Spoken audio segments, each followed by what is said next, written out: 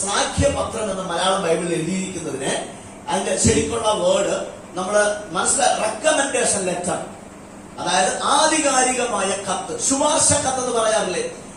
അപ്പൊ പൗലോസ് ചോദിക്കുക, ഞങ്ങൾ കൊരിന്ത്യ സഭയിലേക്ക് വരുമ്പോ നിങ്ങളുടെ മുമ്പിൽ വരാൻ ഞങ്ങൾ ശുപാർശ കത്ത് കൊണ്ടുവരണോ? ഹലോ, ആമേൻ, ഹല്ലേലൂയ. എനിക്ക് നിങ്ങളുടെ അടുക്കൽ വരാൻ ശുപാർശ കത്ത് എന്ത് ചെയ്യണ്ട, കൊണ്ടുവരണ്ട. ആരുടെയെങ്കിലും ശുപാർശ കത്ത് വാങ്ങിയിട്ടല്ല ഞാൻ നിങ്ങളുടെ അടുക്കൽ വരേണ്ടത്. കാരണം ക്രിസ്തു നിമിത്തം ഞങ്ങളുടെ ശുശ്രൂഷയാൽ ഉണ്ടായ ആ ക്രിസ്തുവിന്റെ പത്രമാണ് നിങ്ങൾ. ആമേൻ, ഹല്ലേലൂയ. എനിക്കിവിടെ ഇരിക്കുന്ന പലരോടും ധൈര്യത്തോടെ പറയാൻ പറ്റും, എന്റെ ശുശ്രൂഷയിൽ ഉണ്ടായ ക്രിസ്തുവിന്റെ പത്രമാണ് നിങ്ങൾ. വേറൊരാളുടെ ശുശ്രൂഷയിൽ ഉണ്ടായെടുത്ത് വന്ന് ഞാൻ ശുശ്രൂഷിക്കുന്നതല്ല, എന്റെ ശുശ്രൂഷയിൽ ഉണ്ടായ ക്രിസ്തുവിന്റെ പത്രമായി നിങ്ങൾ എന്റെ മുമ്പിൽ കർത്താവ് തന്നിരിക്കുന്നത്. അതാ കൊരിന്ത്യ സഭയോടുള്ള ബന്ധത്തിൽ അപ്പോസ്തലനായ പൗലോസ് പറയുന്നത്, എനിക്ക് നിങ്ങളുടെ മുമ്പിൽ വരാൻ പ്രത്യേകിച്ച് റെക്കമെൻഡേഷൻ ലെറ്ററിന്റെ ഒന്നും ആവശ്യമില്ല, പ്രത്യേകിച്ച് ശുപാർശ കത്തിന്റെ ആവശ്യമില്ല. എനിക്ക് എപ്പോഴും ഏത് സമയത്തും ഏത് തലത്തിലും എനിക്ക് നിങ്ങളുടെ അടുക്കൽ വരാൻ പറ്റും. കാരണം എന്റെ ശുശ്രൂഷയാലാണ് നിങ്ങൾ ഉണ്ടായത്. എന്നോട് പറയാം, നിങ്ങളാണ് കർത്താവിന്റെ പത്രം, നിങ്ങളാണ് എന്റെ ശുപാർശ കത്ത്. ഹലോ, ആമേൻ. ലോകം വായിക്കുന്ന എന്റെ ശുശ്രൂഷയുടെ പ്രൂഫ് ഞാനല്ല, എന്നിലൂടെ കർത്താവിനെ അറിഞ്ഞ, എന്നിലൂടെ ദൈവരാജ്യത്തിനകത്ത് പ്രവേശിച്ചിരിക്കുന്ന ആത്മാക്കളാണ് എന്റെ പത്രം. ആമേൻ, ഹല്ലേലൂയ. അതാ പൗലോസ് പറയുന്നത്, കൊരിന്ത്യ സഭയെ നിങ്ങളാണ് എന്റെ പത്രം, അനേകർ വായിക്കുന്ന പത്രം നിങ്ങളാണ്. എന്ന് വെച്ചാൽ ഒരു ശുശ്രൂഷകൻ, ജോൺ മില്ലറിന്റെ ശുശ്രൂഷയിൽ ഒരാൾ രക്ഷിക്കപ്പെട്ടെങ്കിൽ എന്നെ കുറിച്ച് ഒരാൾ വായിക്കുന്നത് എന്നിലൂടെ കർത്താവിലേക്ക് വന്ന ഒരു വിശ്വാസിയിലൂടെയാണ്. ഹലോ, ക്രിസ്തുവിനെ ഇന്ന് ലോകത്തിൽ ആർക്കും കാണാൻ കഴിയത്തില്ല. പക്ഷെ ക്രിസ്തുവിനെ ഒരാൾ വായിക്കുന്നത് ക്രിസ്തുവിനെ വിശ്വസിക്കുന്നു എന്ന് പറയുന്നത് നിങ്ങളിലൂടെയാണ്. Hallelujah, praise God. നിങ്ങളുടെ അയൽക്കാരന്റെ ക്രിസ്തു നിങ്ങളാണ്. ഓ, നിങ്ങളുടെ സ്നേഹിതന്റെ ക്രിസ്തു നിങ്ങളാണ്. നിങ്ങളുടെ കൂട്ടുകാരന്റെ ക്രിസ്തു നിങ്ങളാണ്. ഹലോ, നിങ്ങളുടെ കോളേജിൽ പഠിക്കുന്ന, നിങ്ങളുടെ കൂടെ പഠിക്കുന്ന കൂട്ടുകാരന്റെ ക്രിസ്തു നിങ്ങളാണ്. നിങ്ങളെ കാണുമ്പോൾ നിങ്ങളിലൂടെയാണ് അവർ ക്രിസ്തുവിനെ എന്ത് ചെയ്യേണ്ടത്, വായിക്കേണ്ടത്. നിങ്ങളിലൂടെയാണ് ക്രിസ്തുവിനെ അനുഭവിക്കേണ്ടത്. നിങ്ങളിലൂടെയാണ് ക്രിസ്തുവിനെ അറിയേണ്ടത്. Praise God. അതാണ് പൗലോസ് അപ്പോസ്തലനോട് പറഞ്ഞിരിക്കുന്നത്. അപ്പൊ ഈ 3-ാം അധ്യായത്തിൽ വരുമ്പോ ഞങ്ങൾക്ക് അങ്ങനെ പ്രത്യേകിച്ച് റെക്കമെൻഡേഷൻ ലെറ്റർ ഒന്നും തരേണ്ട കാര്യമില്ല. പിന്നെ എന്താ, ദൈവം ഞങ്ങളെ 6-ാം വാക്യത്തിലേക്ക് വരുമ്പോ ദൈവം ഞങ്ങളെ പുതുനിയമത്തിന്റെ ശുശ്രൂഷകന്മാരാകുവാൻ പ്രാപ്തരാക്കി. അപ്പൊ അന്ന് ആ കാലഘട്ടത്തിൽ രണ്ട് മിനിസ്ട്രികൾ തമ്മിൽ മിക്സ് ആയിട്ട് പോകുന്ന ഒരു ടൈമാണ്. പഴയ നിയമത്തിന്റെ ശുശ്രൂഷയും പുതിയ നിയമത്തിന്റെ ശുശ്രൂഷയും മിശ്രമായിട്ട്, അതായത് ഇങ്ങനെ മിക്സ് ആയിട്ട് പോയിക്കൊണ്ടിരിക്കുന്ന ഒരു കാലഘട്ടത്തിലാണ് പൗലോസ് എഴുതുന്നത്. കാരണം പുതിയ നിയമ ശുശ്രൂഷയ്ക്ക് ഒരു വലിയ പ്രത്യേകതയുണ്ട്. പുതിയ നിയമ ശുശ്രൂഷ ഈ ലോകത്തിൽ വന്നത് തന്നെ പഴയ നിയമ ശുശ്രൂഷയെ നീക്കിയിട്ടാണ്. പഴയ നിയമ ശുശ്രൂഷയ്ക്ക് നീക്കം വരുത്തിയിട്ടാണ് പുതിയ നിയമ ശുശ്രൂഷയെ കർത്താവായ ക്രിസ്തു എന്ത് ചെയ്തത്, ഈ ലോകത്തിൽ സ്ഥാപിക്കുവാനിടയായി തീർന്നത്. അപ്പൊ ആ ശുശ്രൂഷയ്ക്ക് കർത്താവ് ഞങ്ങളെ, സ്വർഗസ്ഥനായ ദൈവം ഞങ്ങളെ എന്ത് ചെയ്തു, പ്രാപ്തരാക്കിയിരിക്കുന്നു. Hallelujah, praise God. കർത്താവിനെ നന്ദിയോടെ സ്തുതിച്ചാട്ടെ. ആ 6-ാം വാക്യം മുതൽ നമുക്ക് ചിന്തിക്കാം. 3-ാം അധ്യായം അതിന്റെ 6-ാം വാക്യം മുതൽ. അവൻ ഞങ്ങളെ പുതുനിയമത്തിന്റെ ശുശ്രൂഷകന്മാരാകുവാൻ പ്രാപ്തരാക്കി. അക്ഷരത്തിന്റെ ശുശ്രൂഷകന്മാരല്ല, ആത്മാവിന്റെ ശുശ്രൂഷകന്മാരത്രേ. അക്ഷരം കൊല്ലുന്നു, ആത്മാവോ ജീവിപ്പിക്കുന്നു. Praise God. എന്താണ് ഈ അക്ഷരം? പഴയ നിയമ ശുശ്രൂഷയ്ക്കകത്ത് ഒരു വലിയ പ്രത്യേകത അക്ഷരത്തിന്റെ ശുശ്രൂഷ എന്നാ പറയുന്നത്, മിനിസ്ട്രി ഓഫ് ലെറ്റർ.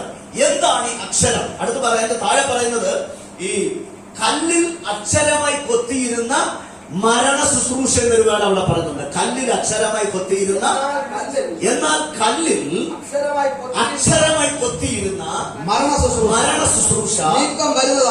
അപ്പൊ അക്ഷരമായി കൊത്തിയിരുന്ന മരണ ശുശ്രൂഷ എവിടെയാണ് ഈ അക്ഷരമായി മരണ ശുശ്രൂഷ കൊത്തിയത്? അങ്ങനെ പുറപ്പാട് പുസ്തകം 24 അധ്യായം അതിന്റെ 12 വാക്യം എടുക്കുക. പുറപ്പാട് പുസ്തകം 24 അധ്യായം അതിന്റെ 12 വാക്യം.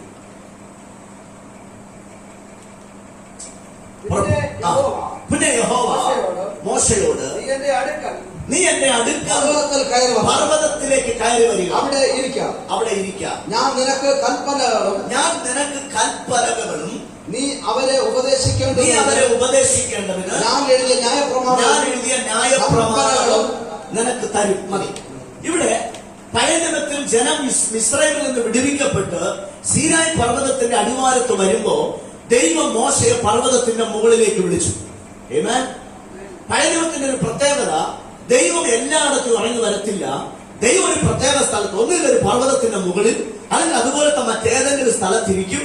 അവിടെ വിശ്വാസം എന്ത് ചെയ്യണം? കയറിപ്പോകണം. ആമേൻ.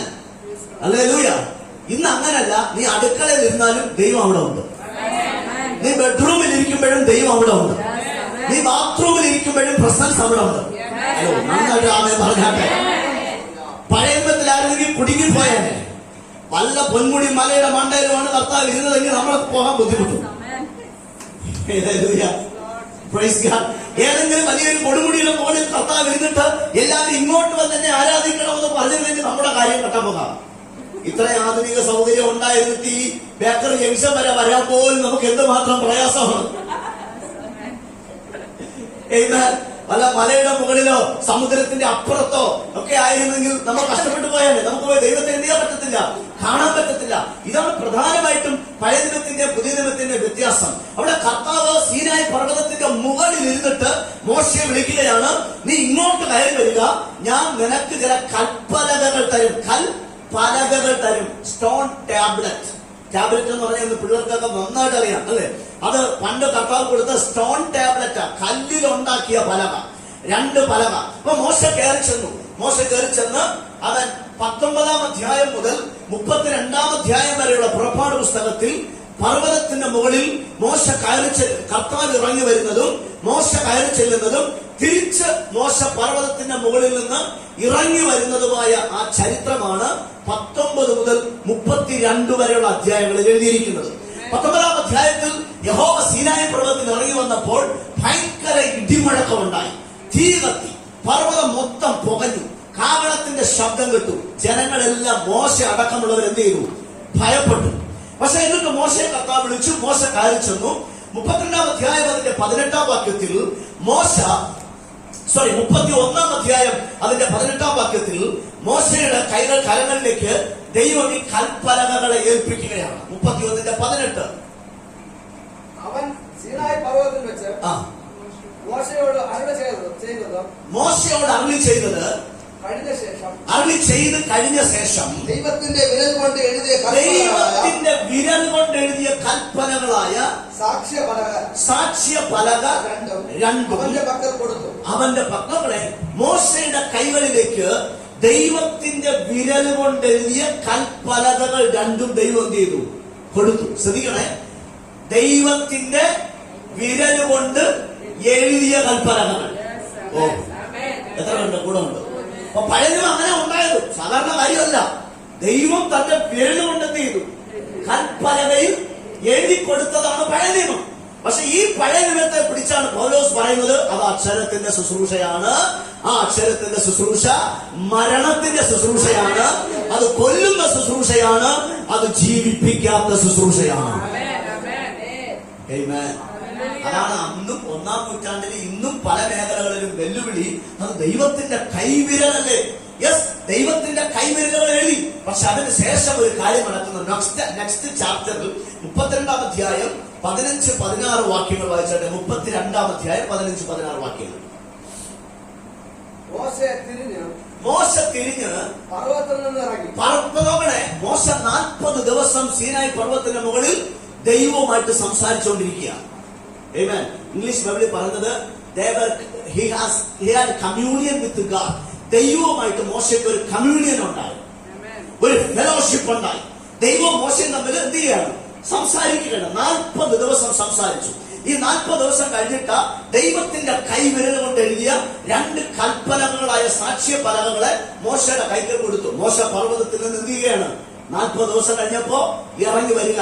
ഒരു സൈഡിൽ ഒരു കൽപ്പലക, മറ്റേ സൈഡിൽ മറ്റേ കൽപ്പലക. ഇങ്ങനെ 2 വശത്തും അകത്തും 2 വശത്തും എഴുത്തുള്ള ആ കൽപ്പലകകളുമായിട്ട് മോശെ എന്ത് ചെയ്യുന്നു? ഇറങ്ങി പർവ്വതത്തിൽ നിന്ന് താഴേക്ക് വരികയാണ്. 16-ാം വാക്യം വായിച്ച്. പലക ദൈവത്തിന്റെ പണിയും. ശ്രദ്ധിക്കണേ, പലക ദൈവത്തിന്റെ പണിയും. പലകയിൽ പതിഞ്ഞ എഴുത്ത് ദൈവത്തിന്റെ എഴുത്തുമായിരുന്നു. ആമേൻ. നിസ്സാര കാര്യമല്ല. പലക ദൈവത്തിന്റെ പണിയാണ്. ചെത്തി മിനിക്ക് ഉണ്ടാക്കിയത് ആരാ? ദൈവം. എന്നിട്ട് അപ്പുറത്ത് ഇപ്പുറത്ത് എഴുതിയത് ആരാ? ദൈവം. Oh my God, hallelujah. അപ്പൊ നിസ്സാരമാണോ ആ കാര്യം? പക്ഷെ 19-ാം വാക്യത്തിലേക്ക് ഇറങ്ങി വന്ന് അതേ അധ്യായം 32-ന്റെ 19-ലേക്ക് വായിക്കുമ്പോൾ അവിടെ ഭയങ്കര രസകരമായ ഒരു പ്രൊഫറ്റിക് ആക്ഷനെ നമുക്ക് കാണാൻ പറ്റും. പാളയത്തിന് സമീപിച്ചപ്പോൾ കാളക്കുട്ടിയെയും നൃത്തങ്ങളെയും കണ്ടിട്ട് അപ്പോൾ മോശയുടെ കോപം ജ്വലിച്ചു. അവൻ പലകകളെ കയ്യിൽ നിന്ന് എറിഞ്ഞ് പർവ്വതത്തിന്റെ അടിവാരത്ത് വെച്ച് പൊട്ടിച്ചു. ഒരാമൻ പറഞ്ഞാട്ടെ. ഹല്ലേലൂയ. ദൈവത്തിന്റെ കൈപ്പണിയായ പലക, ദൈവത്തിന്റെ വിരൽ കൊണ്ട് എഴുതിയ പലക പർവ്വതത്തിൽ നിന്ന് താഴെ ഇറങ്ങാൻ പറ്റിയില്ല. അടിവാരത്തെത്തിയപ്പോഴത്തേക്ക് മോശ എന്ത് ചെയ്തു? കൽപ്പലകകളെ 2ഉം അടിവാരത്ത് എറിഞ്ഞ് പൊട്ടിച്ചു കളഞ്ഞു. ആമേൻ. ഈ പൊട്ടിക്കൽ തന്നെ ഇത് ഒത്തിരി നാൾ പോകത്തില്ലെന്നുള്ളതിന്റെ തെളിവാണ്. മനസ്സിലായി? പലകയും കൊണ്ട് പുതിയ നിയമമാണ്, പഴയ നിയമമാണ്. ആ 1-ാമത്തെ നിയമം, ആ പഴയ നിയമവുമായിട്ട് പർവ്വതത്തിന്റെ മുകളിൽ വെച്ച് പ്രാപിച്ച പഴയ നിയമം പർവ്വതത്തിന്റെ അടിവാരത്തിലെത്തിയപ്പോഴത്തേക്കും പൊട്ടിപ്പോയി. Hello. Amen. It was a prophetic action. ഈ നിയമം നീങ്ങിപ്പോകാൻ ഉള്ളതാകുന്നു എന്നതിന്റെ ഒരു പ്രൊഫറ്റിക് ആക്ഷൻ ആണ് മോശ അടിവാരത്ത് വെച്ച് സാക്ഷ്യ പലക 2നെ അടിച്ചു കൊടുത്തത്. ഹല്ലേലൂയ. പിന്നെ സംഭവിച്ചു, ചില ദിവസം കഴിഞ്ഞപ്പോ കർത്താവ് വീണ്ടും എന്ന് പറഞ്ഞു, മോശ ഒരു കാര്യം ചെയ്യും, ഇനി നീ തന്നെ 2 പലക വെട്ടിയെടുത്തോണ്ട് വാ. നേരത്തെ പലക വെട്ടിക്കൊടുത്തതാരാ? ദൈവം. എഴുതിക്കൊടുത്താരാ? ദൈവം. ഇപ്പൊ മോശ പറയുക, നീ തന്നെ പലക 2 കൽപ്പലക ഉണ്ടാക്കി കൊണ്ടുവരിക, ഞാൻ പറയും, നീ എഴുതിക്കോണം. ഹല്ലേലൂയ. കാരണം ഇനി ഇതിന്റെ അർത്ഥം എന്നാണെന്നറിയാമോ? ഈ പ്രമാണം ദൈവത്തിന്റെ ഹൃദയപ്രകാരമുള്ള ദർശനമല്ല, ദൈവത്തിന്റെ ഹൃദയത്തിൽ നിന്നുള്ളൊരു പ്രമാണമല്ല. പിന്നെ എന്തിനാ ദൈവം അത് കൊടുത്തത്? ഈ പ്രമാണം നിനക്കൊക്കെ ജീവിതത്തിൽ പാലിക്കാൻ പറ്റില്ലെന്നും ഒരു കാലഘട്ടത്തിൽ ഈ നിയമം മാറ്റിയിട്ട് വേറൊരു നിയമത്തെ ഞാൻ സ്ഥാപിക്കുമെന്ന് ദൈവം തന്നെ നമുക്ക് കാണിച്ചു കൊടുക്കാം. ചിലത് അങ്ങനെ, ചിലത് ദൈവം തരും, പക്ഷെ കർത്താവ് അത് പൊട്ടിക്കാനുള്ള വഴിയൊരുക്കും. അതൊരു ആക്ഷനാണ്, ഒരു പ്രൊഫറ്റിക് സൈനാണ്. ഇതല്ല എന്റെ ഹൃദയം, ദൈവത്തിന്റെ ഹൃദയം അതല്ലെന്ന് കാണിക്കാൻ ദൈവം ആ സാക്ഷ്യ പലകയെ പൊട്ടിക്കാനുള്ള സാഹചര്യം കർത്താവ് ഉണ്ടാക്കി. കാരണം അതിലെ ആദ്യത്തെ നിയമം എന്നാണെന്നറിയാമോ? സാക്ഷ്യ പലകയിലൊക്കെ ഫസ്റ്റ് ദൈവം എഴുതി വെച്ചിരിക്കുന്നത്, ഒരു അന്യ ദൈവങ്ങളെ നിങ്ങൾ ആരാധിക്കരുത്, ഒരു വിഗ്രഹം ഉണ്ടാക്കരുത്. എഴുതിക്കൊണ്ട് താഴെ വന്നപ്പം കാളക്കുട്ടി ആരാധിച്ചുകൊണ്ടിരിക്കുക. ഹലോ. ഒരു വിഗ്രഹത്തെ ഉണ്ടാക്കരുതെന്ന് നിയമം എഴുതി കൽപ്പലകയുമായിട്ട് താഴെ എത്തുമ്പോ താഴെ എന്ത് സംഭവിച്ചുകൊണ്ടിരിക്കുക? സ്വർണ്ണ കാളക്കുട്ടിയുടെ മുമ്പിൽ നൃത്തം ചെയ്ത് ജനം ആരാധിക്കുകയാണ്. അവിടെ വെച്ച് ആ നിയമം പൊട്ടിച്ചു. കാരണം ദൈവത്തിന്റെ ഒരു അറിയിപ്പാണ്, ഒരു സൈനാണ്. നിയമം പുറത്ത് കൽപ്പലകയിലല്ല എഴുതേണ്ടത്, ഹൃദയത്തിൽ എഴുതിയെങ്കിലേ ആ നിയമത്തിന് നിലനിൽപ്പുള്ളൂ എന്ന് ദൈവം കാണിച്ചു കൊടുക്കുകയാണ്. ദൈവം കാണിച്ചു കൊടുക്കുകയാണ്. കൽപ്പലകയിൽ എഴുതി വെച്ചിരുന്ന നിയമത്തിന് ഇവിടെ എവർലാസ്റ്റിംഗ് നിയമം നിലനിൽപ്പില്ല. ഹൃദയത്തിനകത്ത് എഴുതുന്ന ഒരു കാലം വരും, ആ നിയമം നിലനിൽക്കുന്ന നിയമമായിരിക്കും. Price God. ഹല്ലേലൂയ. കർത്താവിനെ നന്ദിയോടെ സ്തുതിച്ചാട്ടെ. ആമേൻ. ഈ കാലഘട്ടം കഴിഞ്ഞ ശേഷം, അതായത് ആ കാലഘട്ടങ്ങളിൽ ഇസ്രായേൽ ജനം ഇങ്ങനെ ജീവിച്ചിരിക്കുമ്പോൾ പിന്നീട് കർത്താവ് പ്രവാചകന്മാരെ എഴുന്നേൽപ്പിച്ചു ഇസ്രായേൽ ജനത്തെ നടത്താൻ. പ്രവാചകന്മാരിലൂടെയാണ് ദൈവശബ്ദം കേട്ട് ജനം എന്ത് ചെയ്തത്? നടന്നത്. ഓരോ കാലഘട്ടത്തിലും ദൈവം ഓരോ പ്രവാചകന്മാരെ എഴുന്നേൽപ്പിച്ചു. ധാരാളം പ്രവാചകന്മാരെ നമുക്ക് കാണാം. മോശ ഒരു പ്രവാചകൻ തന്നെയാണ്, യോശുവ ഒരു പ്രവാചകനാണ്. അത് ഇങ്ങോട്ട് വരുമ്പോൾ പ്രശസ്തരായ അനേകം പ്രവാചകന്മാരെ ദൈവം ഇസ്രായേലിന് വേണ്ടി എന്ത് ചെയ്തു? എഴുന്നേൽപ്പിച്ചു. അവൻ ഏലിയാവ്, ഏലിശ, അവൻ നാഥാൻ പ്രവാചകൻ, ഹഗ്ഗായി പ്രവാചകൻ, പിന്നെ പ്രശസ്തരായ യെശയ്യാവ്, യെരമ്യാവ്, യെഹസ്കേല്, അങ്ങനെയുള്ള ധാരാളം പ്രവാചകന്മാരെ ദൈവം എഴുന്നേൽപ്പിച്ചു. ഇവരിൽ പ്രമുഖനായ ഒരു പ്രവാചകനാണ് യെരമ്യാ പ്രവാചകൻ. എന്നാൽ ആ പ്രവാചകനിലൂടെ കർത്താവ് ഒരു പ്രവചന ദൂത് ഇസ്രായേലിനെ അറിയിച്ചത്. 31-ാം അധ്യായം യെരമ്യാ പ്രവാചകന്റെ പുസ്തകം 31-ാം അധ്യായം 31 മുതൽ 33 വരെയുള്ള വേദഭാഗങ്ങൾ വായിക്കുമ്പോൾ അവിടെ വരാനിരിക്കുന്ന ഒരു പുതിയ നിയമത്തെ കുറിച്ചുള്ള പ്രവചനം പരിശുദ്ധാത്മാവ് യെരമ്യാ പ്രവാചകനിലൂടെ വിളിച്ചു പറയുന്നത് നമുക്ക് കാണാൻ പറ്റും. യെരമ്യാവ് 31-ന്റെ 31 മുതൽ 33 വരെ. ഞാൻ ഇസ്രായേൽ ഗൃഹത്തോടും യഹൂദ എന്ന് ഈ രണ്ടും എന്ന് പറഞ്ഞാൽ അതിന്റെ ചരിത്രം ഇങ്ങനെയാണ്. ഇസ്രായേൽ ഗൃഹം എന്ന് പറയുന്നത് വടക്കൻ ഇസ്രായേലും യഹൂദ ഗൃഹം എന്ന് പറയുന്നത് തെക്കൻ ഇസ്രായേലുമാണ്. ഒരു കാലഘട്ടം വന്നപ്പോൾ രണ്ടും രണ്ട് കൂട്ടമായിട്ട് തിരിഞ്ഞു. ഒരേ അപ്പന്റെ മക്കളാണ്, യാക്കോബ് എന്ന അപ്പന്റെ 12 മക്കളാണ്. പക്ഷെ ഒരു കാലഘട്ടം വന്നപ്പോ രണ്ട് ഗ്രൂപ്പായിട്ട് എന്ത് ചെയ്തു? തിരിഞ്ഞു. വടക്കൻ നോർത്തേൺ കിങ്ഡമായിട്ടും സദേൺ കിങ്ഡമായിട്ടും രണ്ട് കൂട്ടമായിട്ട് തിരിഞ്ഞു. ഈ രണ്ട് കൂട്ടരോട് ഇസ്രായേൽ എന്ന് പറയുന്നത് നോർത്തേൺ കിങ്ഡമും യൂദ എന്ന് പറയുന്നത് സദേൺ കിങ്ഡവുമാണ്. അപ്പൊ ഈ രണ്ടുപേരോടും പ്രവാചകൻ പറയുകയാണ്, ഞാൻ ഇസ്രായേൽ ഗൃഹത്തോടും യഹൂദ ഗൃഹത്തോടും പുതിയ ഒരു നിയമം ചെയ്യുന്ന കാലം വരും. കാരണം ഈ നിയമം ആർക്കാ കൊടുത്തത് ഇവർക്കല്ലേ, ഇസ്രായേൽ ഗൃഹത്തിനല്ലേ പഴയ നിയമം കൊടുത്തത്, യഹൂദ ഗൃഹത്തിനാ പഴയ നിയമം കൊടുത്തത്. അപ്പൊ മാറ്റി കൊടുക്കുമ്പോ ആരോടും തന്നെ അറിയിക്കണം, അവരോടല്ലേ അറിയിക്കേണ്ടത്, അല്ലാതെ ഇന്ത്യക്കാരെ നമ്മളോട് അറിയിച്ചിട്ട് കാര്യമില്ല. കാരണം നമുക്കൊരു നിയമവും എന്ത് ചെയ്തിട്ടില്ല, കിട്ടിയിട്ടില്ലെന്ന്. നമുക്ക് പഴയ നിയമം കിട്ടിയിട്ടുണ്ടോ? ഇല്ല, നമുക്ക് പഴയ നിയമം കിട്ടിയിട്ടില്ല. അതുകൊണ്ടാണ് പഴയ നിയമം മാറ്റാൻ പോകുന്നത് നമ്മളോട് പറയാത്തത്. പഴയ നിയമം കിട്ടിയത് ഇസ്രായേലിനോടാണ്, പഴയ നിയമം കിട്ടിയത് യഹൂദ ഗൃഹത്തിനാണ്. അതുകൊണ്ട് കർത്താവ് പ്രവാചകനെ അയച്ച് ഇസ്രായേൽ ഗൃഹത്തോടും യഹൂദ ഗൃഹത്തോടും ഞാനൊരു പുതിയ നിയമം ചെയ്യുന്ന കാലം വരുമെന്ന് അവരോട് തന്നെ ദൂതറിയിപ്പാൻ കാരണമായിരിക്കുന്നത്. അപ്പൊ അതെങ്ങനെയുള്ള നിയമമാണ് പുതുതായിട്ട് വരാൻ പോകുന്നത്? ഞാൻ അവരുടെ പിതാക്കന്മാരെ പിടിച്ച് മിസ്രയീം ദേശത്ത് നിന്ന് കൊണ്ടുവന്ന നാളിൽ ഞാൻ അവരോട് ചെയ്ത നിയമം പോലെ അല്ല. കരമെടുത്ത് ദൈവത്തെ സ്തുതിച്ചാട്ടെ. ഞാൻ അവരുടെ പിതാക്കന്മാരെ മിസ്രയീമിൽ നിന്ന് കൈക്ക് പിടിച്ച് കൊണ്ടുവന്ന നാളിൽ ഞാൻ അവരോട് ചെയ്ത നിയമം പോലെ അല്ല. എവിടെ വെച്ച്? സീനായി പർവ്വതത്തിൽ വെച്ച് ചെയ്ത നിയമം പോലെ അല്ല വരാൻ പോകുന്ന പുതിയ നിയമം. ഒരാമീൻ പറഞ്ഞാട്ടെ. കഥ വ്യക്തമായി പറയുകയാണ്, സീനായി പർവ്വതത്തിൽ വെച്ച് ഇവരുടെ പിതാക്കന്മാരോട് ഞാൻ ചെയ്ത നിയമം പോലെ അല്ല വരാനിരിക്കുന്ന പുതിയ നിയമം. പിന്നെന്താണ്? ഞാൻ അവർക്ക് ഭർത്താവായിരുന്നിട്ടും അവർ എന്റെ നിയമം ലംഘിച്ചു കളഞ്ഞു. എന്നാൽ ഈ കാലം കഴിഞ്ഞ ശേഷം ഏത് കാലം? ഇപ്പോ പഴയ നിയമ കാലഘട്ടമാണ്. ഈ പഴയ നിയമത്തിന്റെ കാലം കഴിയും. അപ്പൊ അതിനൊരു കാലമുണ്ട്. ഓരോ നിയമത്തിനും ഓരോ കാലങ്ങളുണ്ട്. പഴയ നിയമത്തിന് ഒരു ഡ്യൂറേഷൻ, ഒരു പീരീഡ് ഓഫ് ടൈം ദൈവം വെച്ചിരുന്നു.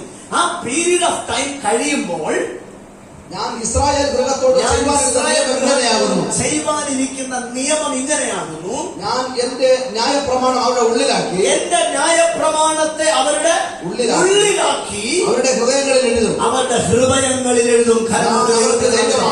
ഞാൻ അവർക്ക് ദൈവമായും അവരെനിക്ക് ജനമായും. ഹല്ലേലൂയ.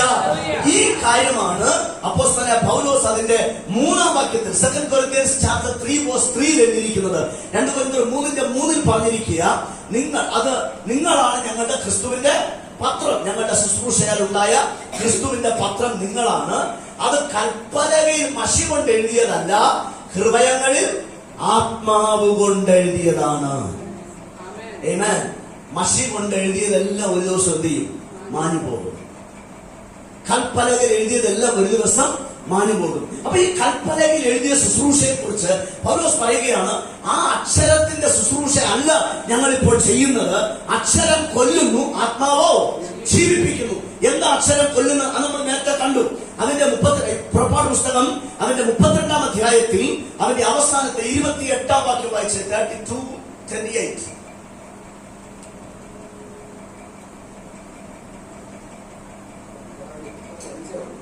32:28.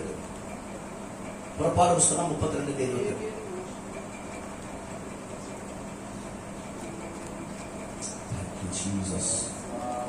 ലേവ്യർ ആ, മോശെ പറഞ്ഞതുപോലെ ലേവ്യർ മോശ പറഞ്ഞതുപോലെ ചെയ്തു. അന്ന് ഏകദേശം 3000 പേർ വീണു. നോക്കണേ, ഈ പഴയ നിയമവുമായിട്ട് മോശ ഇറങ്ങി വന്ന അന്നേ ദിവസം അത് അക്ഷരത്തിന്റെ ശുശ്രൂഷ, കൊല്ലുന്ന ശുശ്രൂഷയാണെന്ന് പൗലോസ് പറയുമ്പോൾ അതിന്റെ തെളിവുണ്ട്. പ്രൂഫ് എന്താണെന്ന് വെച്ചാൽ ഈ നിയമമായിട്ട് ഇറങ്ങി വന്ന അന്ന് തന്നെ 3000 പുരുഷന്മാരെ ഇസ്രായേലിനകത്ത് വെട്ടിപ്പോകും. നിയമം ലംഘിച്ചാൽ എന്ത് നടക്കും? അവിടെ കൊലപാതകം നടക്കും.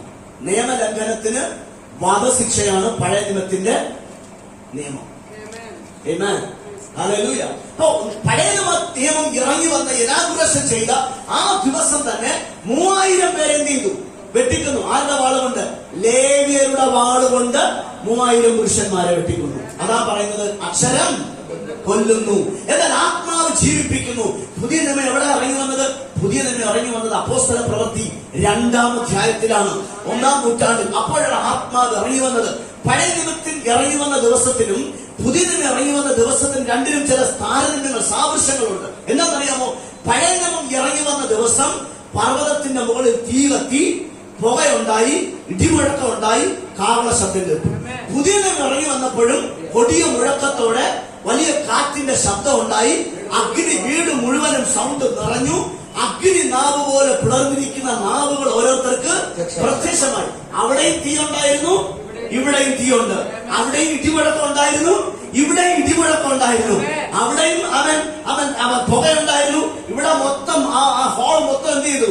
ദൈവ തേജസ് കൊണ്ട് നിറഞ്ഞു. പക്ഷെ ഒരു കാര്യം, അവിടെ കൊലപാതകം നടന്നു, ഇവിടെ ഉയർത്തെഴുന്നേൽപ്പ് നടന്നു. ഹല്ലേലൂയ. അവിടെ 3000 പേർ മരിച്ചപ്പോൾ ഇപ്പുറത്ത് 3000 പേർ സ്നാനമേറ്റു. അവിടെ 3000 പേർ മരിച്ചവരുടെ ശവശരീരങ്ങള് മരുഭൂമിയിൽ വലിച്ചെറിഞ്ഞപ്പോൾ ഇവിടെ 3000 പേർ സ്നാനമേറ്റ് അവർ ജീവനിലേക്ക് ഉയർത്തെഴുന്നേറ്റു. ഹല്ലേലൂയ. അതാണ് പഴയ നിയമത്തിന്റെയും പുതിയ നിയമത്തിന്റെയും ശുശ്രൂഷകളുടെ വ്യത്യാസം. അക്ഷരത്തിന്റെ ശുശ്രൂഷ കൊല്ലുമ്പോൾ ആത്മാവിന്റെ ശുശ്രൂഷ മനുഷ്യനെ എന്ത് ചെയ്യുന്നു? ജീവിപ്പിക്കുന്നു. കരമുയർത്തി കർത്താവിനെ ശുശ്രൂഷിക്കാൻ നമ്മളിന്ന് വന്നിരിക്കുന്നത് മരണത്തിന്റെ ശുശ്രൂഷയുടെ ഭാഗത്തല്ല, ജീവിപ്പിക്കുന്ന ശുശ്രൂഷ ചെയ്യാനാണ്. ഹല്ലേലൂയ. Praise God. ആമേൻ. നിങ്ങൾ ഈ പഴയ നിയമത്തിന്റെ മാറ്റത്തെ കുറിച്ച് ഇന്നും പലർക്കും പിടികിട്ടിയില്ല. ഇന്നും പലരും സംശയിക്കും. കാരണം പലയിടങ്ങളിൽ ഇത് എന്നേക്കും ഞാൻ നിങ്ങളോട് ചെയ്യുന്ന ശാശ്വത നിയമം എന്നൊക്കെ ചില വാക്കുകൾ കർത്താവ് ഈശ്വരന് പറഞ്ഞിട്ടുണ്ട്. എങ്കിലും ഈ ശാശ്വത നിയമമാണെന്ന് പറഞ്ഞെങ്കിൽ തന്നെയും കർത്താവ് പ്രവാചകന്മാരിലൂടെ വ്യക്തമായി പറഞ്ഞുകൊണ്ടിരുന്നു, ഈ നിയമത്തിനൊരു മാറ്റം വരാൻ പോവുകയാണ്. പുതിയൊരു നിയമത്തെ ഞാൻ സ്ഥാപിക്കാൻ പോകുന്നു. അപ്പോസ്തലനായ പൗലോസ് എബ്രായർക്ക് എഴുതിയ ലേഖനം 8-ാം അധ്യായത്തിൽ വളരെ മനോഹരമായിട്ട് അവരെ കുറിച്ച് പറയുന്നത്. എബ്രായ ലേഖനം 8-ാം അധ്യായം അതിന്റെ 7-ഉം 8-ഉം വാക്യങ്ങൾ. ഒന്നാമത്തെ നിയമം കുറവില്ലാത്തതായിരുന്നു എങ്കിൽ രണ്ടാമത്തേതിന് ഇടം അന്വേഷിക്കയില്ലായിരുന്നു. അതിന്റെ അർത്ഥം എന്നാ? ഒന്നാമത്തെ നിയമം എന്തുള്ളതായിരുന്നു? കുറവുള്ളതായിരുന്നു. Praise God. പക്ഷെ ആ കുറവുള്ളതായിരുന്നത് കൊണ്ടാണ് അപ്പൊ നമുക്ക് ചോദിക്കാം, അയ്യോ, ദൈവം എഴുതി കൊടുത്ത നിയമം, ദൈവം ഉണ്ടാക്കിയ കൽപ്പനയിൽ ദൈവം എഴുതി കൊടുത്ത നിയമത്തിന് കുറവോ? യെസ്, ദൈവം കുറവുണ്ടാക്കി എഴുതിയത്. അതുകൊണ്ടല്ലേ താഴെ വന്നത് പൊട്ടിച്ചു കളഞ്ഞത്. ദൈവത്തിന് വേണമെങ്കിൽ എന്ത് ചെയ്യാമായിരുന്നു? പൊട്ടാതെ തടയാമായിരുന്നില്ലേ? ചില സിസ്റ്ററെ കർത്താവ് വേണമെങ്കിൽ മോശയുടെ കൈക്ക് പിടിച്ച് നിർത്തി കൈ അടിച്ചു പൊട്ടാ, പല അടിച്ചു പൊട്ടിക്കാതെ ദൈവത്തിന് തടയാമായിരുന്നു. ദൈവത്തിന് അത് പൊട്ടിക്കണമെന്നതാണ് ഇഷ്ടം. ഹലോ, ആമേൻ. ദൈവത്തിന്റെ കംപ്ലീറ്റ്, ദൈവത്തിന്റെ ഹൃദയപൂർണമായി, അല്ലെങ്കിൽ അതായത് നമ്മൾ ഈ ദൈവഹിതത്തെ കുറിച്ച് പഠിക്കുമ്പോൾ പെർമിസീവ് ഇല്ലെന്നുകൊണ്ട് പെർഫെക്റ്റ് ഇല്ലെന്നുണ്ട്, അല്ലെ? ചില താല്പര്യങ്ങൾ ദൈവം അതങ്ങ് അനുവദിക്കും. നമ്മൾ മുട്ടിപ്പായിട്ട് കിടന്ന് പ്രാർത്ഥിക്കുമ്പോൾ, മുട്ടിപ്പായിട്ട് കിടന്ന് അപേക്ഷിക്കുമ്പോൾ ചില കാര്യങ്ങളെ കർത്താവ് എന്ത് ചെയ്യും? അനുവദിച്ച്. വിലയാൻ ദൈവത്തിന്റെ സന്നിധിയിൽ മുട്ടിപ്പായിട്ട് പ്രാർത്ഥിച്ചു, എനിക്ക് ബാലാത്തിനടുത്ത് പോയേ പറ്റത്തുള്ളൂ. ദൈവം എന്ത് ചെയ്തു? അനുവദിച്ചു. പോയ വഴിക്ക് അവനെ കൊല്ലാൻ ദൂതനെ അയച്ചത് ദൈവം.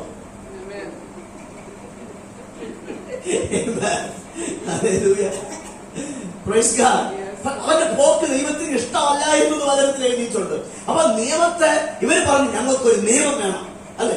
അപ്പൊ ശരി, ഓക്കെ, നിങ്ങൾ നിയമം അനുസരിക്കാൻ തയ്യാറാണോ? അവർ പറഞ്ഞു, അതെ, ഞങ്ങൾ നിയമം അനുസരിക്കാൻ തയ്യാറാണ്. ശരി, എന്നാ പിടിച്ചോ നിയമം.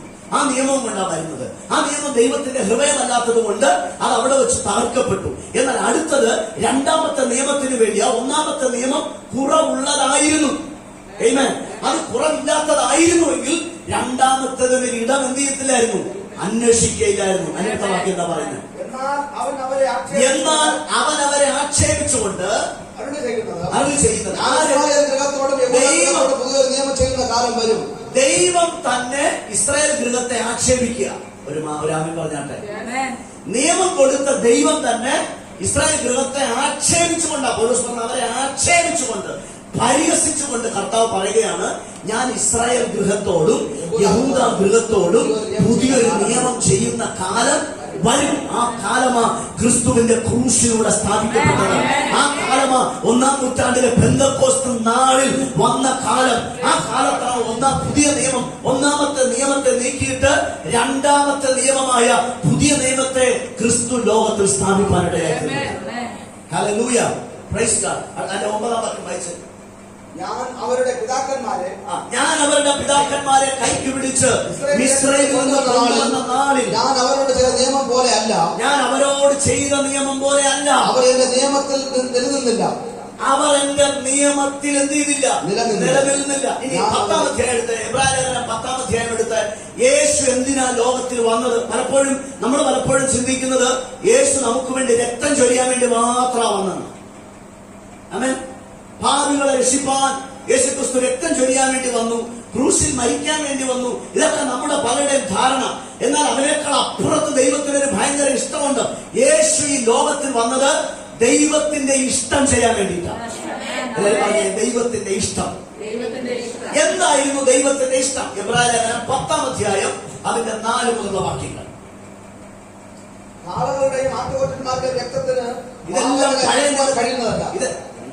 ഇതെല്ലാം പഴയ നിയമത്തിലെ സിസ്റ്റമാണ്. കാളകളുടെ രക്തം കൊണ്ടും ആടുകളുടെ രക്തം കൊണ്ടുമാണ് ദൈവത്തെ എന്ത് ചെയ്യാൻ? ആരാധിക്കാൻ. ആട് അറുത്ത് അതിന്റെ രക്തം കൊടുക്കണം, കാള അറുത്തതിന്റെ രക്തം കൊടുക്കണം, അതിന്റെ മാംസത്തെ എന്ത് ചെയ്യണം? അവന് യാഗപീഠത്തിൽ വെച്ച് ദഹിപ്പിച്ച് അതിന്റെ മണം പുറത്തു വരുമ്പോഴാണ് ദൈവത്തെ പ്രസാദിപ്പിക്കുന്നുള്ളതൊക്കെയാണ് പഴയ നിയമത്തിലെ സിസ്റ്റം. കർത്താവ് പറയുക, ഇതിലൊന്നിനും എനിക്ക് ഇഷ്ടമല്ല. നിങ്ങളുടെ ബലികളിലും നിങ്ങളുടെ യാഗങ്ങളിലും നിങ്ങളുടെ ഉത്സവങ്ങളിലും നിങ്ങളുടെ പെരുന്നാളുകളിലും എനിക്ക് ഇഷ്ടമല്ലെന്ന് ആര് തന്നെ പറഞ്ഞു? കർത്താവ് തന്നെ പറഞ്ഞു. ഇത് നിയമിച്ചതാരാ? കർത്താവ് തന്നെ നിയമിച്ചത്. ഹലോ, കർത്താവ് തന്നെയാണ് പെരുന്നാൾ നിശ്ചയിച്ചത്. പെന്തക്കോസ്ത് നാളിൽ നിങ്ങൾ വരണം. പെസഹ പെരുന്നാൾ നിശ്ചയിച്ചത് ദൈവമാ. പെന്തക്കോസ്ത് പെരുന്നാൾ നിശ്ചയിച്ചത് ദൈവമാ. കൂടാര പെരുന്നാൾ നിശ്ചയിച്ച ദൈവമാ. കൊയ്ത്തുത്സവം നിശ്ചയിച്ച ദൈവമാ. ഇതൊക്കെ നിശ്ചയിച്ച ദൈവം തന്നെ പറഞ്ഞു, ഇതൊന്നും എനിക്കിഷ്ടമല്ല. എനിക്കിഷ്ടമുള്ള വേറൊരു സാധനം വരാൻ പോവുകയാണ്. എനിക്കിഷ്ടമുള്ള വേറൊരു നിയമം എന്റെ ജനവുമായിട്ട് ഞാൻ ചെയ്യാൻ പോവുകയാണെന്ന് കർത്താവ് മുന്നമേ തന്നെ ആവർത്തിച്ച് എന്ത് ചെയ്യുക? പ്രവാചകന്മാരിലൂടെ ലോകത്തോട് വിളിച്ചു പറയുക. ആ 10-ാം അധ്യായത്തിന്റെ 10-ാം വാക്യം ഒന്ന് വായിച്ച് 8, 9, 10. യേശു പറയുകയാണ്, ഇതാ ഞാൻ നിന്റെ ഇഷ്ടം ചെയ്യാൻ വരുന്നു എന്ന് പറഞ്ഞുകൊണ്ട് അവൻ രണ്ടാമത്തതിനെ സ്ഥാപിപ്പാൻ ഒന്നാമത്തതിനെ നീക്കിക്കളഞ്ഞു. എത്ര പേർക്ക് മനസ്സിലായി? യേശു ക്രിസ്തു ലോകത്തിൽ വന്ന എന്തിനാ? പിതാവിന്റെ ഇഷ്ടം ചെയ്യാൻ. അതുകൊണ്ടാ ഗൊൽഗോഥയിലേക്ക് പോകുന്നതിന് മുമ്പ്, യേശുവിനെ അറസ്റ്റ് ചെയ്യുന്നതിന് മുമ്പ് യേശു പ്രാർത്ഥിച്ചൊരു തോട്ടമുണ്ട്. ഓർമ്മയുണ്ടോ? യേശു പോയി പ്രാർത്ഥിച്ചൊരു തോട്ടം ശിഷ്യന്മാരുമായിട്ട്. എത്ര പേർക്ക് ഓർമ്മയുണ്ട്? പെട്ടെന്നൊന്ന് പറഞ്ഞേ. കൊള്ളാം. ഗത്സമനെ എന്ത് പറയാം? ശ്യാമളാജിക്ക് നമ്മൾ ഒത്തിരി എന്റെ അടുത്ത് മാത്രം ചോദിക്കരുത്. ഗത്സമനെ തോട്ടം അല്ലെ? യേശു ശിഷ്യന്മാരുമായിട്ട് ചെന്ന് പ്രാർത്ഥിച്ചു. അവിടെ പ്രാർത്ഥിക്കുമ്പോൾ യേശുവിന്റെ പ്രാർത്ഥന എന്തായിരുന്നു? പിതാവെ, കഴിയുമെങ്കിൽ ഈ പാനപാത്രം എങ്കിൽ നിന്ന് നീക്കണമേ. അടുത്ത നിമിഷം പ്രാർത്ഥന മാറി, എങ്കിലും എന്റെ ഇഷ്ടമല്ല, നിന്റെ ഇഷ്ടമാണ്. കാരണം യേശു ഇവിടെ നിൽക്കുന്നത് പിതാവിന്റെ ഇഷ്ടം ചെയ്യാൻ. അപ്പൊ പിതാവിന്റെ ഇഷ്ടം എന്നാ? ഈ പാനപാത്രം ഇവൻ കുടിക്കണം. ഈ പാനപാത്രം കുടിക്കുന്ന നമ്മൾ പലപ്പോഴും പറയാറുണ്ട്, ഈ ലോകത്തിന്റെ മുഴുവൻ പാപത്തിന്റെ പാനപാത്രം. അത് മാത്രമല്ലെന്ന്. ഈ ന്യായപ്രമാണം നീക്കുക എന്ന് പറയുന്നത് നിസ്സാര കാര്യമല്ല. ന്യായപ്രമാണത്തെ നീക്കിയിട്ട് പുതിയ നിയമത്തെ സ്ഥാപിക്കുക എന്ന് പറയുന്നതാണ് ഏറ്റവും വലിയ വെല്ലുവിളി. പാപത്തിന് വേണ്ടി മരിക്കുന്നത് വലിയ കാര്യമല്ല. പിതാവ് തന്നെ സ്ഥാപിച്ച ആ പഴയ നിയമത്തെ നീക്കിയിട്ട് പുത്രനിലൂടെ പിതാവ് ഒരു പുതിയ നിയമം സ്ഥാപിക്കാൻ പോവുകയാണ്. ഈ മിനിസ്ട്രി ചെയ്യുക എന്നത് സാധാരണ വെല്ലുവിളി അല്ല. It's an extra ordinary challenge. അതൊരു എക്സ്ട്രാ ഓർഡിനറി ചലഞ്ചാണ്. അത് സ്ട്രെസ്സാണ്. ആ സ്ട്രെസ്സും ആ ചലഞ്ചുമാണ് അതിനുശേഷം അത് പ്രസംഗിച്ച പൗലോസ് അടക്കമുള്ള എല്ലാ സുവിശേഷകന്മാരും അപ്പോസ്തലന്മാരും അനുഭവിച്ചത് ആ സ്ട്രെസ്സാണ്. പത്രോസിന് ആ സ്ട്രെസ് ഒന്നും അനുഭവിക്കേണ്ടി വന്നിട്ടില്ല. പത്രോസ് ഇങ്ങനെ ന്യായപ്രമാണവും സുവിശേഷം കൂടെ മിക്സ് ചെയ്തൊക്കെ അയച്ചുകൊണ്ടിരുന്നത്. പരിച്ഛേദനയും വേണം, വിശ്വാസം വേണം എന്ന് പറഞ്ഞ് മിക്സ് ചെയ്ത് അയച്ചുകൊണ്ടിരുന്നു പത്രോസ്. പക്ഷെ പൗലോസ് പറഞ്ഞു പരിച്ഛേദന വേണ്ട, വിശ്വാസം മാത്രം മതി. യേശുക്രിസ്തു വിശ്വസിച്ചാൽ മതി. ന്യായപ്രമാണത്തിന്റെ കൽപ്പനകളെ നിങ്ങൾ അനുസരിക്കേണ്ടതില്ലെന്ന് പൗലോസ് ശക്തമായിട്ട് വാദിക്കുകയും പ്രസംഗിക്കുകയും അങ്ങനെ വരെ ജനത്തെ എന്ത് ചെയ്തു? പഠിപ്പിക്കുകയും ചെയ്തു. അപ്പൊ ഇതിനെതിരെ ശക്തമായ ഒരു വെല്ലുവിളിയാണ് എല്ലാ ആ കാലഘട്ടത്തെ സഭയിൽ നിന്നും പൗലോസിനെതിരെ ഉണ്ടായിരുന്നത്. സോ പൗലോസ് അത് വ്യക്തമായി പറയുന്നു. ഒന്നാമത്തതിനെ നീക്കിയിട്ട് രണ്ടാമത്തതിനെ അവൻ സ്ഥാപിച്ചു. ഇതാ നിന്റെ ഇഷ്ടം ചെയ്യാൻ വരുന്നു എന്ന് പറഞ്ഞുകൊണ്ട് രണ്ടാമത്തതിനെ സ്ഥാപിക്കേണ്ടതിന് ഒന്നാമത്തതിനെ അവൻ നീക്കം ചെയ്യുന്നു. കരം ഉയർത്തി കർത്താവിന് നന്ദി പറഞ്ഞു. ഇന്ന് പകൽ നമ്മളിവിടെ നിൽക്കുന്നത് ഒരു പഴയ നിയമത്തിന്റെ ശുശ്രൂഷയ്ക്കകത്തല്ല, പുതിയ നിയമത്തിന്റെ ശുശ്രൂഷയ്ക്കകത്താണ്. ഇത് മോശ സ്ഥാപിച്ച ശുശ്രൂഷയല്ല, ഇത് യേശുക്രിസ്തു സ്ഥാപിച്ച ശുശ്രൂഷയാണ്. പഴയ നിയമത്തിന്റെ മധ്യസ്ഥൻ മോശയാണ്. ജനം സ്നാനമേറ്റ് മോശയോടുകൂടെയാണ് ചേർന്നത്. നിങ്ങൾ 1 കൊരിന്ത്യർ ലേഖനം 10-ാം അധ്യായം വായിച്ചാൽ അവിടെ ഇങ്ങനെ കാണും. ജനം എല്ലാവരും സമുദ്രത്തിന്റെ കീഴിലായിരുന്നു, എല്ലാവരും മേഘത്തിന്റെ കീഴിൽ നടന്നു, ഒരേ ആത്മീയ ആഹാരം തിന്നു, ഒരേ ആത്മീക പാനീയം കുടിച്ചു. അവരെ അനുഗമിച്ച് ആത്മീക പാറയിൽ നിന്നല്ലോ അവർ കുടിച്ചത്. അവർ ചെങ്കടലിലൂടെ സ്നാനമേറ്റ് മോശയോട് ചേർന്നു. ആമേൻ. പുതിയ നിയമത്തിൽ അപ്പോസ്തല പ്രവൃത്തിയിൽ ജനം അപ്പോസ്തലനായ പത്രോസിന്റെ പ്രസംഗം കേട്ടുകൊണ്ടിരിക്കുമ്പോൾ പഴയ നിയമത്തിലെ പ്രസംഗം, പഴയ നിയമത്തിലെ നിയമം വരുമ്പോൾ ജനം ഭയപ്പെട്ടു വിറച്ചു. തീയും ഇടിമുഴക്കവും കാഹളനാദവും കണ്ട ജനം ചെയ്തുക പേടിച്ചു വിറയ്ക്കുക. എന്നാൽ പുതിയ നിയമത്തിന്റെ എൻട്രൻസ് ഉണ്ടാകുമ്പോൾ, പുതിയ നിയമ സഭയെ കർത്താവ് ലോകത്ത് സ്ഥാപിക്കുമ്പോൾ അവിടെ മുഴക്കമൊക്കെ ഉണ്ടായെങ്കിലും ഭയമല്ല ഉണ്ടായത്, ഒരു എക്സൈറ്റ്മെന്റും സന്തോഷവുമാണ് അവിടെ ഉണ്ടായത്. Praise God. പഴയ നിയമത്തിലെ ആ നിയമത്തിന്റെ സ്ഥാപനത്തിൽ ലേബർ വാൾ ഉപയോഗിച്ച് 3000 പേരെ കുത്തിക്കൊന്ന് വെട്ടിക്കൊന്നപ്പോൾ പുതിയ നിയമത്തിൽ പത്രോസിന്റെ പ്രസംഗം കൊണ്ട് ആളുകളെ കുത്തിയത്. ഹലോ, പഴയ നിയമത്തിൽ ഡയറക്റ്റ് വാൾ കൊണ്ടുള്ള വെട്ടാണെങ്കിൽ പുതിയ നിയമത്തിൽ കുത്തി പ്രസംഗം. നിങ്ങൾ അപ്പോസ്തല പ്രവൃത്തി 2-ാം അധ്യായം അതിന്റെ 36-ാം വാക്യമാണെന്നാണ് എന്റെ വിശ്വാസം. 36-ാം വാക്യം വായിക്കുമ്പോൾ ഇത് കേട്ടിട്ട് അവരുടെ ഹൃദയത്തിൽ കുത്തുകൊണ്ടുവന്ന് എഴുതിയിരിക്കുന്നത്. ഏത് കേട്ടിട്ട്? പുതിയ നിയമത്തിന്റെ സഭ ഇറങ്ങി വരുമ്പോൾ, അല്ലെങ്കിൽ പുതിയ നിയമം സ്ഥാപിക്കപ്പെടുന്ന അന്നേ ദിവസം പത്രോസ് എഴുന്നേറ്റ് നിന്നിരിക്കുക. 11 അപ്പോസ്തലന്മാരുടെ കൂടെ നിന്നിട്ട് അവരിങ്ങനെ സൈഡിൽ നിൽക്കുമ്പോ പത്രോസ് പ്രസംഗിക്കുകയാണ്. പ്രസംഗിച്ചുകൊണ്ടിരുന്നപ്പോ ആയിരക്കണക്കിന് ആളുകൾ ഈ പ്രസംഗം എന്ത് ചെയ്തു? കേട്ടുകൊണ്ടിരിക്കുക. കേട്ടുകൊണ്ടിരുന്നവരുടെ ഹൃദയത്തിൽ എന്തുകൊണ്ടു? കുത്തുകൊണ്ടു. Praise God. അപ്പൊ അവിടെയും വാളുണ്ടായിരുന്നു, ഇവിടെയും വാളുണ്ടായിരുന്നു. അവിടത്തെ വാള് രക്തം ചെരിയുന്ന വാളാണെങ്കിൽ ഇവിടത്തെ വാള് മാനസാന്തരപ്പെടുത്തുന്ന വാളായിരുന്നു. Praise God. അത് ജീവൻ എടുക്കുന്ന വാളായിരുന്നെങ്കിൽ ഇത് ജീവൻ കൊടുക്കുന്ന വാളാണ്. അത് മനുഷ്യന്റെ വാളാണ്, ഇത് ദൈവത്തിന്റെ വാളാണ്. ദൈവത്തിന്റെ വാളെന്ന് പറയുന്നത് ജീവനും ചൈതന്യവും ഉള്ളതായി 20 തലയുള്ള ഏതു വാളിനേക്കാളും മൂർച്ചയേറിയതും പ്രാണനെയും ആത്മാവിനെയും സന്ധിമജ്ജകളെയും വേർപിടിവിക്കും വരെ തുളച്ചു ചെല്ലുന്നതും ഹൃദയത്തിലെ ചിന്തകളെയും ഭാവങ്ങളെയും വിവേചിക്കുന്നതുമാണ് ദൈവത്തിന്റെ വചനമാകുന്ന വാൾ. പത്രോസ് പ്രസംഗിച്ച ദൈവത്തിന്റെ വചനം കേട്ടവന്റെ ഹൃദയത്തെ കുത്തുകൊണ്ടപ്പോൾ അവർ ചോദിച്ചു, ഞങ്ങൾ ഇനി എന്നാ ചെയ്യേണ്ടത്?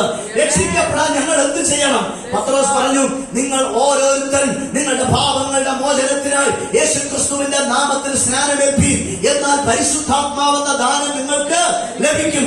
ഇത് കേട്ടാറേ അവർ എന്ത് ചെയ്തു? ശിഷ്യന്മാരുടെ കൈകളാൽ സ്നാനപ്പെട്ടു. 3000 പേർ സഭയോട് ചേർന്നു. Praise God. അവിടെ ആളുകൾ ചെങ്കടലിലൂടെ കടന്നപ്പുറം ചെന്നപ്പോൾ ആരോട് ചേർന്നു? മോശയോട് ചേർന്നു. ഇവിടെ 1-ാം നൂറ്റാണ്ടിൽ സ്നാനപ്പെട്ട ആളുകൾ ആരോട് ചേർന്നു? സഭയോട് ചേർന്നു. ക്രിസ്തുവിനോടുകൂടെ ചേർന്നു. കരമടിച്ച് കർത്താവിനെ ഉയർത്തിയാട്ടെ. പഴയ നിയമം നിന്നെ മോശയുമായിട്ട് അറ്റാച്ച് ചെയ്യുമ്പോ പുതിയ നിയമം നിന്നെ ക്രൈസ്തുമായിട്ട് അറ്റാച്ച് ചെയ്യുന്നത്. ഹല്ലേലൂയ. ഇന്നും പഴയ നിയമം പ്രസംഗിക്കുന്ന സഭകളുണ്ട്. ആ സഭകളിലെ വിശ്വാസികളെ പ്രസംഗിക്കുന്ന പാസ്റ്ററുമായിട്ട് അറ്റാച്ച് ചെയ്യിക്കുമ്പോൾ പുതിയ നിയമം ശുശ്രൂഷിക്കുന്ന അഭിഷിക്തന്മാർ അവരെ വാസ്തവത്തിൽ ക്രൈസ്തുമായിട്ടാണ് അറ്റാച്ച് ചെയ്യിപ്പിക്കുന്നത്. നിങ്ങൾ പാസ്റ്ററുമായിട്ട് ബന്ധം ഉണ്ടാക്കുന്നത് നല്ലതാണ്. പക്ഷെ നിങ്ങൾ എപ്പോഴും കമ്മ്യൂണിയൻ ഫെലോഷിപ്പിൽ ഇരിക്കേണ്ടത് ക്രിസ്തുവുമായിട്ടാണ്. ക്രിസ്തുവുമായിട്ടാണ് നിങ്ങൾ ഒന്നാകേണ്ടത്. നിങ്ങൾ ക്രിസ്തുവിന്റെ ശരീരമായി തീരാനാണ് പുതിയ നിയമത്തിന്റെ വ്യവസ്ഥയിൽ നിങ്ങൾ വിളിക്കപ്പെട്ടിരിക്കുന്നത്. ഹല്ലേലൂയ. മോശയോട് ചേരാനല്ല നമ്മൾ സ്നാനമേറ്റത്. നമ്മൾ സ്നാനമേറ്റത് യേശു ക്രിസ്തുവിനോട് ചേരാൻ. ഹല്ലേലൂയ. പഴയ നിയമം അക്ഷരത്തിന്റെ ശുശ്രൂഷ, അത് മനുഷ്യനെ കൊല്ലുമ്പോൾ പുതിയ നിയമം ആത്മാവിന്റെ ശുശ്രൂഷ, അത് മനുഷ്യനെ എന്ത് ചെയ്യുന്നു? ജീവിപ്പിക്കുന്നു. ജീവിപ്പിച്ച് കർത്താവിന് വേണ്ടി ജീവിക്കുന്ന സാക്ഷികളെ എഴുന്നേൽപ്പിക്കുന്ന ഒരു ശുശ്രൂഷയാണ് new covenant ministry. Praise God. ഹല്ലേലൂയ. ആ ന്യൂ കവണന്റ് മിനിസ്ട്രി ചെയ്യാൻ നമ്മെ കർത്താവ് എന്ത് ചെയ്തിരിക്കുന്നു? പ്രാപ്തരാക്കിയിരിക്കുന്നു. പ്രാപ്തരാക്കി എന്ന് പറഞ്ഞാൽ കഴിവുള്ളവരാക്കി മാറ്റി. ആമേൻ. ഹല്ലേലൂയ. Praise God. പഴയ നിയമത്തിൽ ലേവ്യ ഗോത്രക്കാരന് മാത്രമേ പൗരോഹിത്യ ശുശ്രൂഷ ചെയ്യാൻ അധികാരം ഉണ്ടായിരുന്നുള്ളൂ. എന്നാൽ ഈ കാലഘട്ടത്തിൽ പുതിയ നിയമത്തിൽ കർത്താവ് നമ്മെ സകലരെയും രാജകീയ പുരോഹിത വർഗമാക്കി തീർത്തിരിക്കുകയാണ്. ആമേൻ പറഞ്ഞാട്ടെ. Praise be to God. ആമേൻ. പുതിയ നിയമ പഴയ നിയമ ശുശ്രൂഷയെ കുറിച്ച് ധാരാളം ഇനിയും നമുക്ക് പഠിക്കാനുണ്ട്. അതിന്റെ താഴോട്ട് വായിക്കുന്ന ഒത്തിരി കാര്യങ്ങൾ. അക്ഷരം കൊല്ലുന്നു, ആത്മാവോ ജീവിപ്പിക്കുന്നു. രണ്ടാമത്തെ പ്രത്യേകത നേരത്തെ കർത്താവിന്റെ ദാസി ജസ്റ്റ് ഒന്ന് സൂചിപ്പിക്കുവാൻ ഇടയായി തീർന്നു. പഴയ നിയമം ഫെയ്ഡിങ് ഗ്ലോറി മിനിസ്ട്രിയാണ്. ഗ്ലോറി എന്ത് ചെയ്യും? ഫെയ്ഡ് ആയിക്കൊണ്ടേയിരിക്കും, തേഞ്ഞ് മാഞ്ഞു പോയിക്കൊണ്ടേയിരിക്കും. ഒരു ദിവസം കാണുന്ന ഗ്ലോറി അടുത്ത ദിവസം ഉണ്ടാകത്തില്ല. Praise God. ഇന്ന് കാണുന്ന ഗ്ലാമർ ആയിരിക്കത്തില്ല അടുത്ത ആഴ്ച കാണുന്നത്. അടുത്ത ആഴ്ച കാണുന്നു ഗ്ലാമർ കുറഞ്ഞിരിക്കും. എന്ന് വെച്ചാൽ മഹത്വം കുറഞ്ഞിരിക്കും. മഹത്വം തേഞ്ഞ് മാഞ്ഞു പോയിക്കൊണ്ട് ഫെയ്ഡ് ആയിക്കൊണ്ടേയിരിക്കും. എന്നാൽ പുതിയ നിയമത്തിന്റെ ശുശ്രൂഷ it is an ever increasing glorious ministry ആണ്. എവർ ഇൻക്രീസ് എന്ന് പറഞ്ഞാൽ ഓരോ ദിവസവും ഈ ഗ്ലോറി വർദ്ധിച്ചുകൊണ്ടിരിക്കും. ഓരോ ആഴ്ചയും ഈ ഗ്ലോറി വർദ്ധിച്ചുകൊണ്ടിരിക്കും. ഓരോ വർഷം കഴിയുമ്പോഴും നിന്റെ അകത്തെ ഗ്ലോറിയുടെ അളവിന് വർധനവുണ്ടായിരിക്കും. 2023 ഗ്ലോറി അല്ല നീ 2024 അനുഭവിക്കുന്നത്. 2024 അനുഭവിക്കുന്ന മഹത്വമായിരിക്കത്തില്ല മോളെ 2025 നിന്റെ ജീവിതത്തിൽ ഉണ്ടാകാൻ പോകുന്നത്. ആ മഹത്വമായിരിക്കത്തില്ല 26 നീ കാണാൻ പോകുന്നത്. ഓരോ വർഷം കഴിയുമ്പോഴും ഓരോ ദിവസം കഴിയുമ്പോഴും നിന്റെ അകത്തുള്ള ദൈവ തേജസ്സിനെ വർദ്ധിപ്പിക്കുന്ന ഒരു ശുശ്രൂഷയാണ് പുതിയ നിയമത്തിന്റെ ശുശ്രൂഷ. ആമേൻ. ഹല്ലേലൂയ. എന്നാൽ പഴയ നിയമം അങ്ങനല്ല. മോശയുടെ മുഖം നമ്മൾ പറയാറില്ല, ചില പറയാറില്ല, കർത്താവേ മോശയുടെ മുഖം തേജസ്വാൽ വെട്ടിത്തിളങ്ങിയതുപോലെ ഞങ്ങളുടെ മുഖം തിളങ്ങട്ടെ. ഒരു കാര്യം സൂക്ഷിക്കണം, അത് പിന്നീട് മാഞ്ഞുപോയി.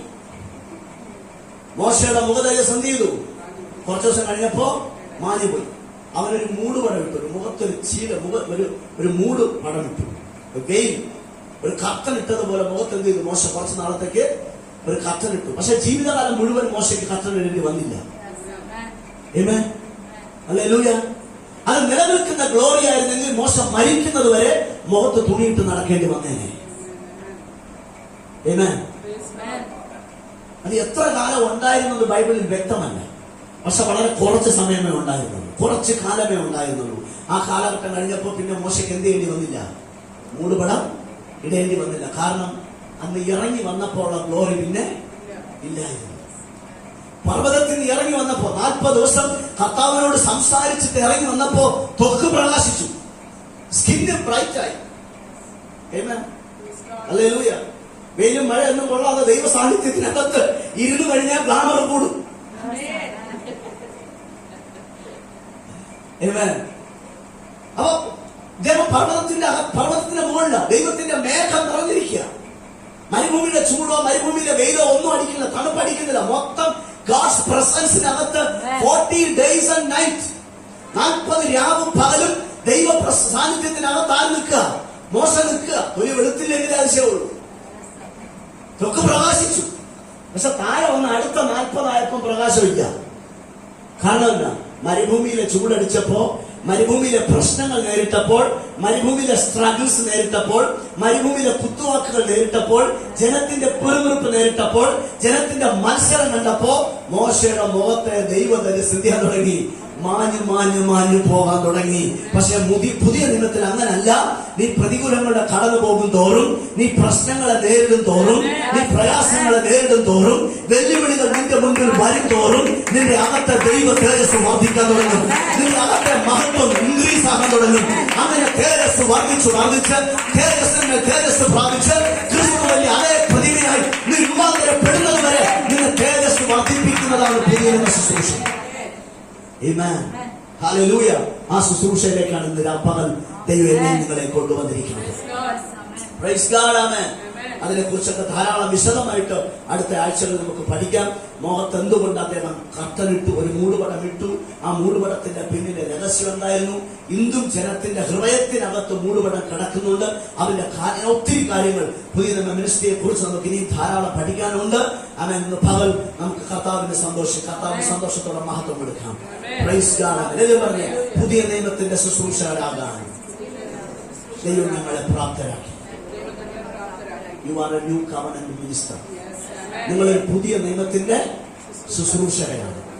രണ്ട്, പുതിയ നിയമത്തിൽ, പഴയ നിയമത്തിൽ ജനിക്കുന്നവരെല്ലാം അടിമകളായിരുന്നു. പുതിയ നിയമത്തിൽ ജനിക്കുന്നവരെല്ലാം അവകാശികളാണ്. നമ്മൾ അടിമകളല്ല, അവകാശികളാണ്. അവര് പുറത്താക്കപ്പെടേണ്ടവരാണ്, നമ്മൾ അകത്ത് നിൽക്കേണ്ടവർ. ആമേൻ. അസാധാരണമായ അത്ഭുതകരമായ കാര്യങ്ങൾ ഈ പുതിയ നിയമ ശുശ്രൂഷയിൽ കർത്താവ് നമുക്ക് വേണ്ടി തന്നിട്ടുണ്ട്. പ്രൈസ്. നമുക്ക് എല്ലാവർക്കും ഒരു നിമിഷം എഴുന്നേറ്റ് നിൽക്കാം.